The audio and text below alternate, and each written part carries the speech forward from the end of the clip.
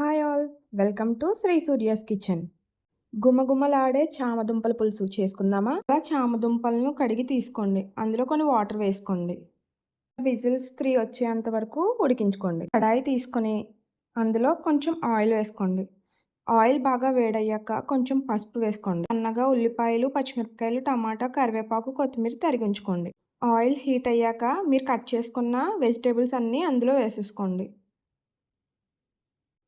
కొంచెం సాల్ట్ వేసి బాగా కలిపి మూత పెట్టి సిమ్లో 5 మినిట్స్ ఉడకనివ్వండి.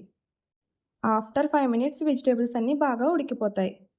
ఉడికించుకున్న చామదుంపల్ని అందులో వేయండి. ఈ విధంగా మొత్తం అంతా కలిసేలాగా కలుపుకోండి. కావలసినంత కారం వేసి బాగా కలుపుకోండి. చామదుంపలు మునిగేంత వరకు వాటర్ వేసుకోండి. నిమ్మకాయ సైజ్ అంతా చింతపండు రసాన్ని తీసుకుని కర్రీ ఈ కన్సిస్టెన్సీలో ఉన్నప్పుడు మీరు ముందుగా నానబెట్టుకున్న చింతపండు రసాన్ని ఇందులో వేసేయండి.